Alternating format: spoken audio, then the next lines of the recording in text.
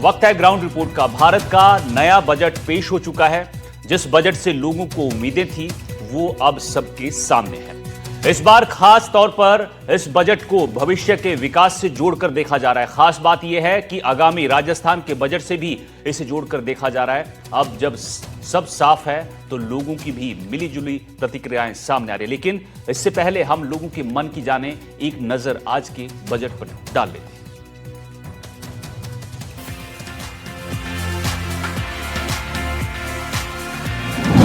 Budget 2026 विकसित भारत का budget.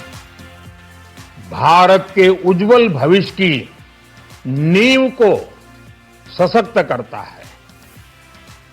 ये बजट 2047 के विकसित भारत की हमारी ऊंची उड़ान का मजबूत आधार है। बजट 2026 युवाओं की उड़ान का बजट। साहसिक टैलेंटेड युवाओं को उड़ने के लिए खुला आसमान देते हैं। ये बजट ट्रस्ट बेस्ड गवर्नेंस और ह्यूमन सेंट्रिक अर्थरचना के विजन को साकार करता है। एक ऐसा यूनिक बजट है जिसमें फिस्कल डेफिसिट कम करने, इन्फ्लेशन कंट्रोल करने पर फोकस है। बजट 2026 देश के फ्यूचर का बजट। ये फ्यूचरिस्टिक है, देश की वर्तमान और भविष्य की आवश्यकताओं का ध्यान रखती है।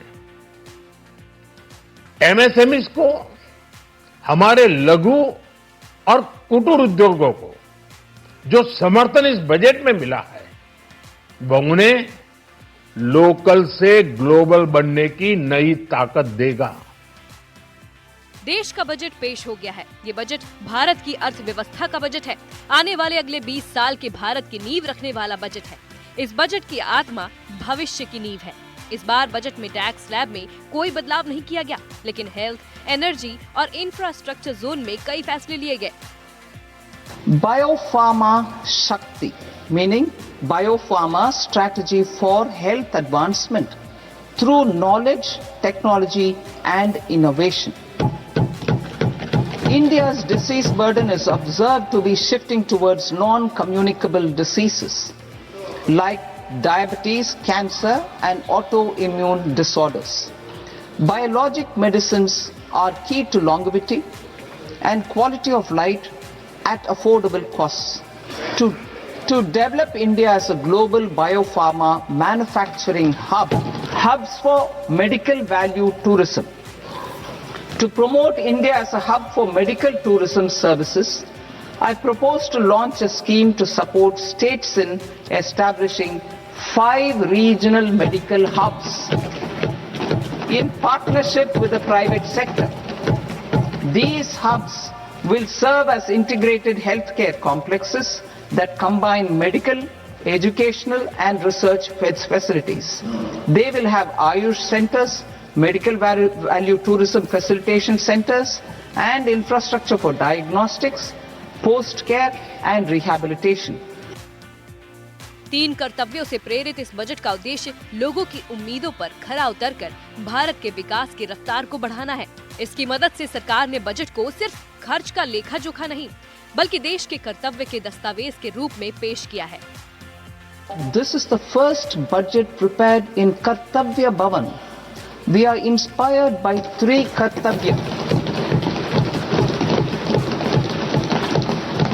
Our first Kartavya is to accelerate and sustain economic growth by enhancing productivity and competitiveness and building resilience to volatile global dynamics. Our second Kartavya is to fulfill aspirations of our people and build their capacity, making them strong partners in India's path to prosperity. चाहे reform sector हो या gaming या फिर tourism, इस budget में कई अलग अलग क्षेत्रों को आगे बढ़ाया गया है। वहीं पेश हुए बजट के अनुसार क्या सस्ता होगा और क्या महंगा, एक नजर डाल लेते हैं। इस बजट में शराब, खनिज, स्क्रैप महंगे होने वाले हैं। वहीं बजट में हेल्थ सेक्टर से जुड़े कई चीजें सस्ती हो रही हैं, जैसे कैंसर की दवाइयां। इसी के साथ बायोगैस और सीएनजी, सोलर एनर्जी का सामान भी सस्ता होगा। जूते और बैटरी भी सस्ते होंगे। वहीं चमड़े के सामान भी सस्ते होंगे। विदेश यात्रा भी पहले से सस्ती होगी। सिर्फ यही नहीं, अब इस बजट के आने के बाद राजस्थान में भी अलग ही उत्साह है। इससे राजस्थान के आने वाले बजट को लेकर उम्मीदें जग गई हैं। लोगों को उम्मीद जगी है और आस है कि इस बजट से प्रदेश के बजट को बढ़ावा मिलेगा, क्योंकि अगर इस बजट को राजस्थान से जोड़कर देखा जाए तो कई क्षेत्रों में फायदे की उम्मीद है। बजट में इंफ्रास्ट्रक्चर में घोषणा से ग्रामीण विकास, कृषि कल्याण को प्राथमिकता मिलेगी। वहीं पीएम किसान सम्मान निधि से संबल भी मिलेगा।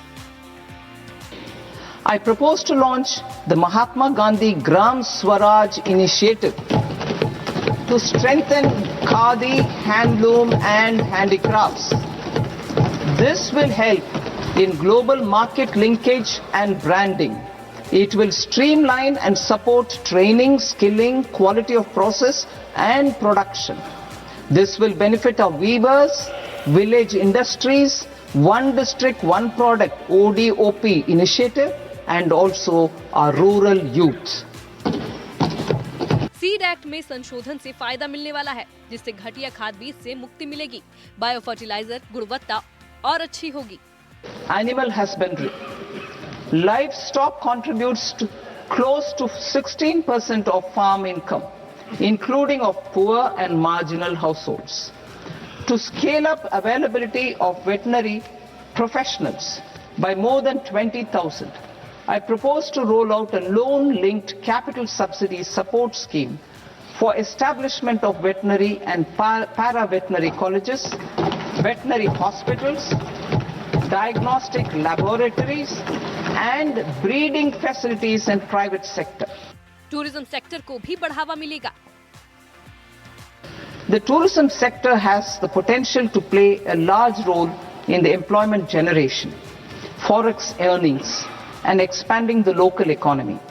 I propose to set up a National Institute of Hospitality by upgrading the existing National Council for Hotel Management and Catering Technology. It will function as a bridge between academia, industry and government. यानी कि चाहे solar से जुड़े व्यवसाय हो, चाहे tourism sector हो। Electronic में जो और सोलर में जो उन्होंने विशेष रियायत दी है, उसके कारण आने वाले समय में मार्केट और जीडीपी इसकी बहुत अच्छी ग्रोथ कर जाएगी। या फिर नए इंफ्रास्ट्रक्चर की बात हो। उन्होंने मैनेजमेंट इंस्टीट्यूट का जो प्लान किया है वो बहुत ही अच्छा है और गाइड्स को जो 10,000 गाइडों को ट्रेनिंग दे रहे हैं, इसके लिए बहुत बढ़िया है। और जो टूरिस्ट यहाँ आता है उसको एक जो फर्स्ट जो एक्सपीरियंस होता है, एक्सपीरियंस टूरिस्ट को होना बहुत जरूरी होता है। ये बजट राजस्थान के विकास और रोजगार का रोड मैप बनकर उभरेगा। Bureau report, NDTV.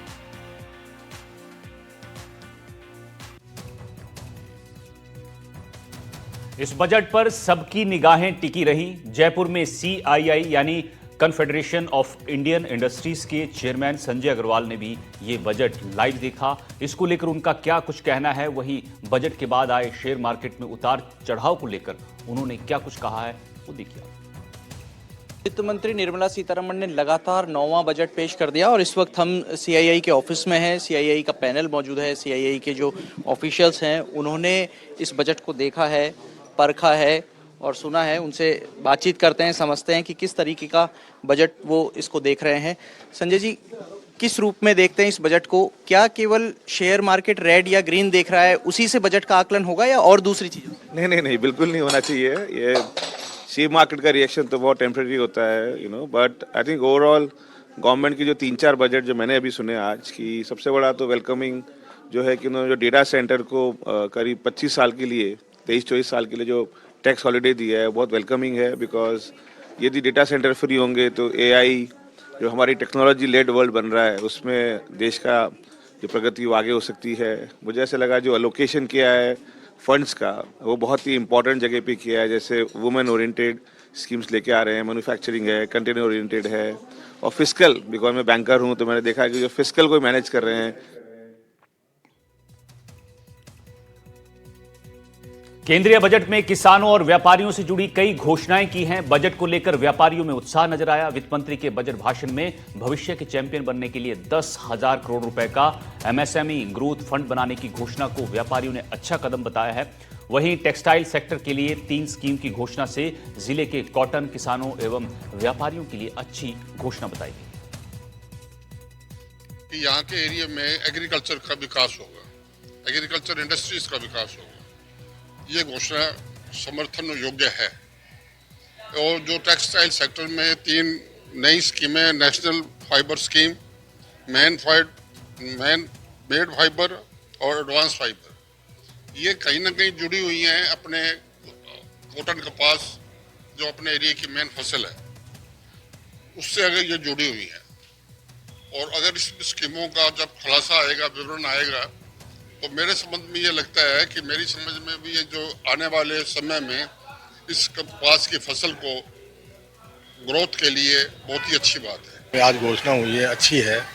उसमें एक ग्रामीण जो योजना है ठीक है, उसमें किन्नू पे सरकार ध्यान दे, उसको बहुत बढ़िया तरीके से किया जा सकता है। दूसरी किसानी फसल जो है, जैसे जो पे गवर्नमेंट इसमें सोचे, जो को भी बहुत बढ़ावा मिल सकता है। आज पेश हुए केंद्रीय बजट में टेक्सटाइल उद्योग को लेकर सरकार ने अहम घोषणाएं की, जिसको लेकर बालोतरा के टेक्सटाइल कारोबारी उत्साहित नजर आ रहे हैं। बालोतरा टेक्सटाइल हब है और टेक्सटाइल को लेकर जो बड़ी घोषणाएं की गई है उसको लेकर यहाँ के टेक्सटाइल जो उद्यमी है वो भी काफ़ी उत्साहित है। जिस तरह से टेक्सटाइल की घोषणाएं की गई है सर बजट में, क्योंकि बालोतरा बड़ा टेक्सटाइल हब है, टेक्सटाइल के लिए जो घोषणा की गई है, टेक्सटाइल पार्क की घोषणा हुई है, उसके अलावा जो प्रदूषण नियंत्रण की जो मशीनें हैं उसमें टैक्स की डिबेट दी गई। किस प्रकार देखते हैं इस बजट को आप? बहुत शानदार, नए 4 टेक्सटाइल पार्क बनाने की घोषणा की है सरकार ने। और टेक्सटाइल के अंदर भी अगर कोई महिला टेक्सटाइल का काम करना चाहती है तो उसको भी उसमें राहत देने का काम किया है। और टेक्सटाइल लो, स्टील लो, जो भी हमारे यहाँ की जो इंडस्ट्री में जो अपशिष्ट निकलता है, अपशिष्ट के अंदर जो मशीनरियाँ काम आती है वो बहुत कॉस्टली थी, बहुत महंगी पड़ रही थी, तो कपड़े की कॉस्ट एडिट होती जा रही थी, तो हमें कंपटीशन के अंदर विदेशी मार्केट में भी तकलीफ आती थी। तब उन अपशिष्ट को ठीक करने के लिए जो भी मशीनें हम यूज करेंगे उन मशीनों की कॉस्ट घटाई है।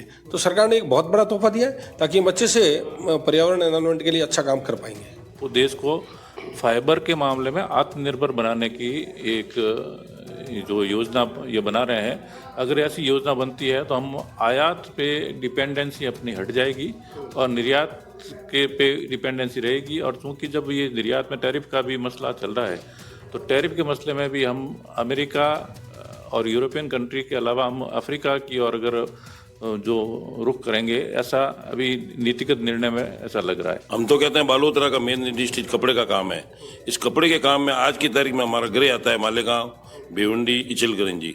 बालोतरा में टेक्सटाइल पार्क अगर गवर्नमेंट लगवाने की ऐलान करती है तो उसमें लूम्स के बारे में विचार करना चाहिए। अगर बालोतरा में लूम्स लगता है रोजगार यहाँ पे बढ़ जाएगा और इंडस्ट्री वालों की जो रेट, कपड़े की रेट जो आने जाने का किराया लग रहा है वो ज़्यादा नहीं लगेगा।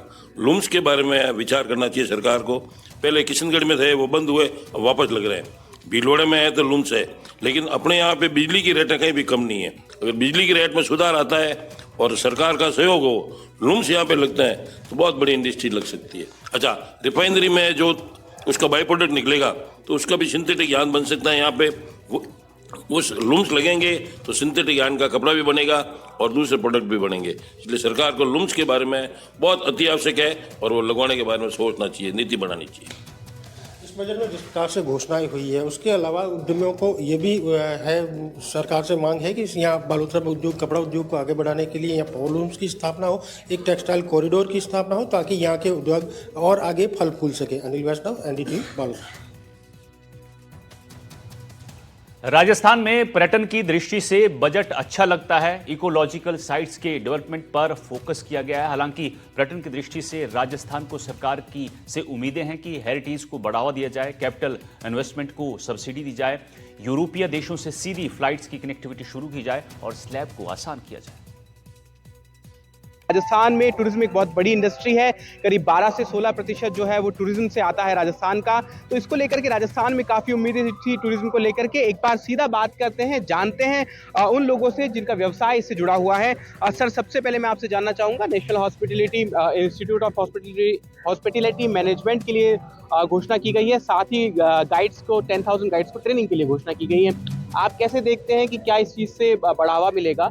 दूसरा, राजस्थान के उम्मीदों पे कितना बजट खरा उतरा?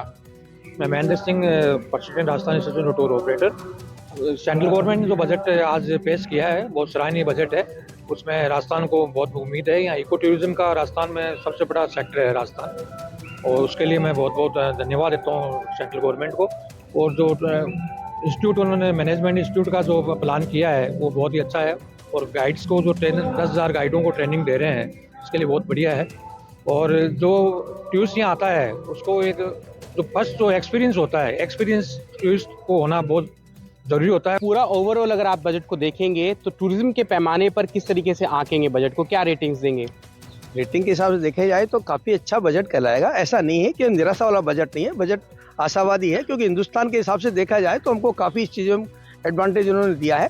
बट जैसे धनंजय ने कहा कि टैक्सेशन के पर्पज़ से अभी काफ़ी भ्रांतियाँ हैं। 5% पे ITC नहीं है, 18% पे ITC है, और अब 7.5 में लेना, 7.5 से ऊपर लेना, ये काफ़ी भ्रांतियाँ हैं।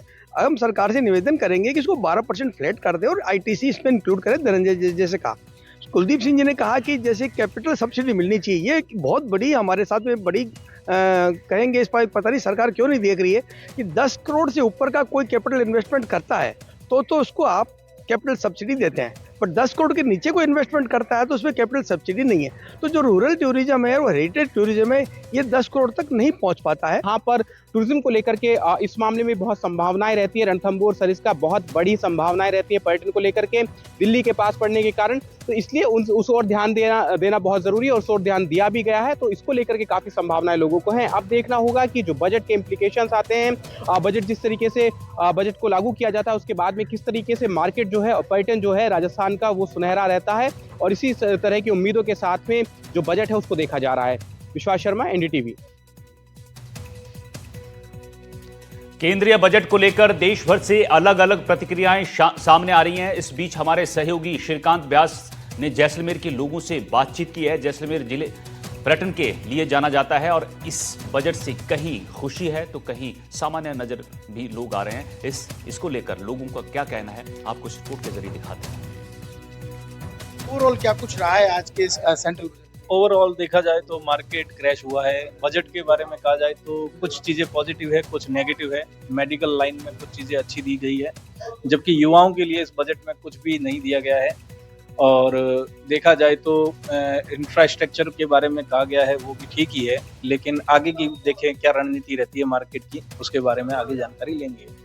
बात करें शेयर मार्केट की, तो क्या ओवरऑल स्थिति अब जो है भाषण खत्म होने के साथ नजर आ रही है? कह रहे कि मार्केट कहीं ना कहीं धड़ाम से गिरा। ये क्या था, ये भारत सरकार का ये जो प्रोजेक्ट है, ये विकसित भारत को ध्यान में रखकर इस बजट को पेश किया गया है, और सरकार ने कुछ कड़े निर्णय लिए हैं, लेकिन उम्मीद है कि ये आगे के लिए पॉजिटिव होगा। बजट के कारण जो है वो थोड़ा बहुत ऊपर नीचे तो किया है, क्योंकि एक्चुअली सीतारमन जी ने बजट बहुत शानदार दिया है, लेकिन उसको समझने के बाद वो मार्केट को एक्चुअल स्थिति समझ में आएगी। कुछ चीजों के अंदर जैसे इंफ्रास्ट्रक्चर में उन्होंने दिया है, रेलवे में बहुत अच्छी पोजीशन दी है, हर जिले में उन्होंने बहुत बढ़िया किया कि एक गर्ल्स हॉस्टल बनाने के लिए जो उन्होंने कहा है वो उनका बहुत बढ़िया डिसीजन है। शेयर मार्केट के हिसाब से कुछ चीजों में कमियां रही है, उसके कारण अचानक से मार्केट नीचे आया, लेकिन आने वाले समय जैसे बैंकों के लिए और स्लैब, हालांकि उन्होंने कोई ज्यादा चेंज नहीं किया, लेकिन फिर भी काफी चीजों के अंदर जैसे रेल बजट में, रेलवे में, इंफ्रास्ट्रक्चर में, और EVM की जो मशीन, EVM में या इलेक्ट्रॉनिक में जो, और सोलर में जो उन्होंने विशेष रियायत दी है, उसके कारण आने वाले समय में मार्केट और GDP इसकी बहुत अच्छी ग्रोथ कर जाएगी और मार्केट वापस बहुत बढ़िया हो जाएगा। क्या लगता है सोने चांदी के भावों में भारी गिरावट की बात? सोने चांदी के मामले में अभी यूँ कह सकते हैं कि अभी पिछले कुछ समय से वो ओनली एक ही विषय पर चल रहा है, जो कि सट्टेबाजी या जिसके अपन मैनिपुलेशन बोलते हैं। एक्चुअल स्थिति के ऊपर सोना चांदी नहीं चल रहा था। आने वाले समय में भी सोना चांदी वापस ठीक हो जाएगा, इसमें कोई शक नहीं है, लेकिन अभी ये अपनी स्थिति से बहुत ज्यादा बढ़ा हुआ था, इसलिए थोड़ा ठीक हुआ। क्योंकि ईवीएम आने के बाद वापस सोना और चांदी वापस ठीक हो जाएगा। सुबह क्या सोचा था और शाम होते होते क्या, दोपहर होते होते क्या चीजें? भारत की आज़ादी के बाद में पहली बार शेयर मार्केट और बजट रविवार को दिया गया। इस हिसाब से हमें सवेरे ये उम्मीद थी कि शेयर मार्केट में एक अच्छा इम्प्रूवमेंट आएगा और बढ़त होगी, लेकिन उसके बिल्कुल विपरीत हुआ है। और डिफेंस सेक्टर में भी कुछ अच्छा नहीं दिया गया है। शेयर मार्केट बहुत बुरी तरह गिरा है। कहीं ना कहीं शेयर मार्केट से जुड़े जो लोग हैं उनमें निराशा है, साथ ही साथ पर्यटन के क्षेत्र में कुछ खास नहीं मिला। वही इनकम टैक्स की छूट को लेकर जो है वो भी इस बजट में कोई विशेष रियायत या कोई किसी तरह की रियायत नहीं दिखी है। कोई बड़ा बदलाव जो है वो नहीं देखने को मिला। लोगों को उम्मीद थी कि रविवार को बजट है, रविवार को मार्केट खुलाए तो कहीं ना कहीं मार्केट जो है वो बेहतर परिणाम देगा, लेकिन सोने चांदी के भावों में गिरावट और लगातार शेयर मार्केट में लोगों को भारी नुकसान कहीं ना कहीं इस बजट के साथ हुआ है। हालांकि मेडिकल क्षेत्र में और शिक्षा के क्षेत्र में, साथ ही साथ जो है वो टेक्सटाइल्स के क्षेत्र में काफी बेहतर परिणाम भी देखने को मिले और इस पूरे बजट को लेकर देश भर से लोगों की अलग अलग प्रतिक्रियाएं सामने आ रही है। श्रीकांत यासनी, टीवी, जैसलमेर। उदयपुर के लोगों ने भी बजट को लाइव सुना। लोगों का कहना है कि आदिवासी क्षेत्र में और विकास होना चाहिए। इस बजट को लेकर क्या कहना है उदयपुर के लोगों का, आपको सुनाते हैं। क्या समझते हैं बजट आया उसको लेकर? देखिए, मेडिकल हब पार्ट खोलने की बातें करी है। हमारा जो उदयपुर का क्षेत्र है, डूंगरपुर है, बांसवाड़ा है, झाड़ोल है, फलाकिया है, इन क्षेत्रों में मेडिकल हब खोलने की बातें अगर आदिवासी क्षेत्रों में जहाँ मूलभूत सुविधाओं की बहुत भारी कमी है, लोगों को बार बार भग के उदयपुर या तो आर मेडिकल कॉलेज में आना पड़ता है, तो मेडिकल सुविधा है ये कार्ड तो दिखाया है, लेकिन आदिवासी क्षेत्रों में मेडिकल सुविधाओं का विस्तार किया जाए तो मैं सोचता हूँ बहुत बढ़िया होगा। जो 20% प्रसिद्ध पर्यटन स्थल है वहाँ पर 10,000 गाइड का कौशल विकास किया जाएगा, इसको लेकर क्या कहेंगे? सर, हजारों करोड़ों की घोषणा हुई है 20 पर्यटन स्थल को सुधारने के लिए, 10,000 गाइड को लाइसेंस देने के लिए। बट अपन धरातल की बात करें तो मैं खुद एक ऑटो चालक हूँ और उदयपुर में टूरिज्म के लिए काम करता हूँ, मगर उदयपुर में जो हमारा टूरिज्म आ रहा है बरसों से, वो अपने आप को ठगा हुआ महसूस करता है, क्योंकि उसको न तो प्रॉपर पार्किंग मिल पाती है, न प्रॉपर उसको सुविधा मिल पाती है। हमारी ओल्ड सिटी जगदीश चौक जो उदयपुर सिटी का हार्ट हम उसको बोलते हैं, उसमें देखिए हमारी बरसों से मांग चल रही है कि इस क्षेत्र को नो व्हीकल जोन किया जाए, मगर प्रशासन के द्वारा इसको अमल में नहीं लाया जाता है। पिछले निगम की बोर्ड में इसको नो व्हीकल जोन घोषित हो चुका था। जहाँ पर पर्यटक आते हैं तो लोगों का कहना है कि जो योजनाएं हुई है, जो योजनाएं जो जारी की गई वो काफी बेहतर है, लेकिन उनको पूरी तरह से धरातल पर उतारा जाए, उतारने के बाद में इनकी क्रियान्विति बेहतर हो तो लोगों को काफी फायदा मिलेगा। विपिन सोलंकी, एनडीटीवी, उदयपुर।